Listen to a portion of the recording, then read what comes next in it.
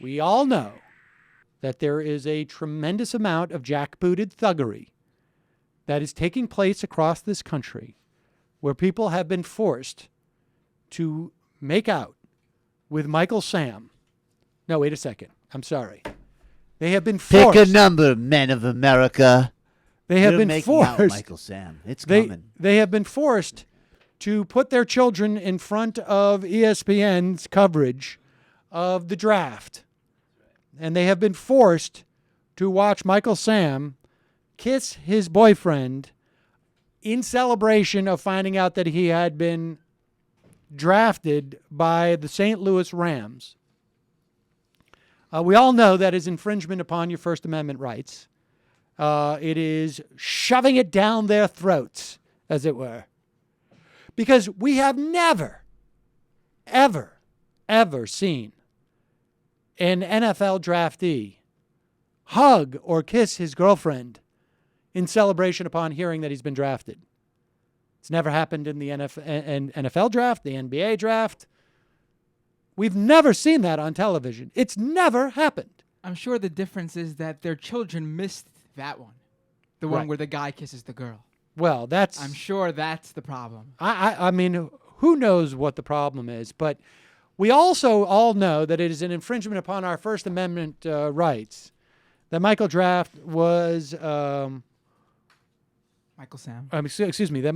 Sam was not only drafted, but that people who work for a NFL football team and tweet out stuff complaining and decrying the fact that they had to be forced to watch Michael Sam celebrate in the same way that many heterosexual NFL draftees have been celebrated.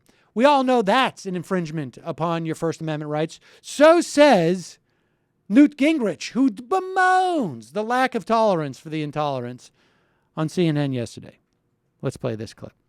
Jamal, let me give you an example of this, and let me say in advance that I think Michael Sam is a brilliant marketeer. We'll see how good a football player is.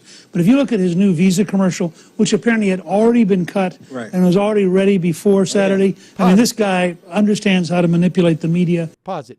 When ever in the history of Newt Gingrich has he ever decried a college athlete, a soon-to-be professional athlete, a former Olympic athlete, a current Olympic athlete? When has he ever decried any athlete in the entire existence of Newt Gingrich for doing a commercial and making money based on his celebrity?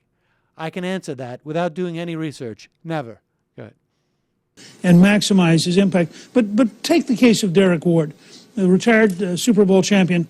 He's now getting death threats because of the following tweet. He tweeted, "I'm sorry, but that Michael Sam is no bueno for doing that on national TV. I'm fine with it being a new day and age, but for him to do that on national TV is disgusting, gay or not. Man, you got little kids looking at the draft. I can't believe ESPN even allowed that to happen." Now, pause it. Now, wait a sec. Gay or not? What is that supposed to mean? Is this guy ever complained? I'd like to actually see if this guy, this retired football player, was on TV when he got picked in the draft and see if he kissed or hugged anybody. I'm not fine with a gay or straight man kissing another man on TV. There you go. Let's continue. Doesn't it worry you that he apparently is getting death threats for a tweet? There's no question that it worries me that he's getting death threats. But when you tweet out about inclusiveness and acceptance and understanding, part of that is a new clip on ESPN where a gay athlete for the first time ever is being drafted into the NFL. All right. So the point here is that they want to make this about their oppression. Now, of course, the guy should not be getting death threats. God knows what percentage of death threats this guy got for that tweet relative to how many death threats Michael Sam has gotten. But that's not the point. The point is, this is not about oppressing people who don't like the existence of gays or the fact that they have to be made aware in the normal course of life that gays exist. I mean, the bottom line is, if you are okay with heterosexuals kissing on television, you got to get over it when gay people do too. That's just it.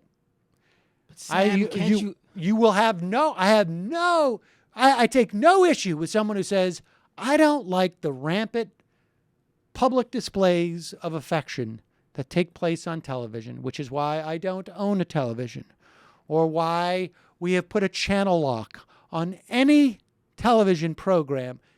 You can all do that. But it is not an infringement on your lifestyle. It is not an infringement upon your religion. It is not an infringement upon your civil rights to be exposed in the normal course of life to things that you find icky. But Sam, in your personal life, can't you consider that I don't want to have an uncomfortable conversation for me with my child? Yes. And that's why you should not watch any TV, why you should keep your child in a bubble. You should keep them in the Christian madrasa that you want to send them to, or you should simply go. I mean, I have no problem with, people starting their own Amish-like community. May the force be with you, whatever force you pray to. But I'm sorry. One of the sort of the dues you pay to be a member of society is that there may be some stuff that you don't like, and you can, I guess, to a certain extent, when it comes to policies, agitate against it. But if you agitate against equal rights for people, you're going to get some pushback, and people are going to call you a bigot. If that hurts your fee-fees, sorry, you're SOL, as the kids say.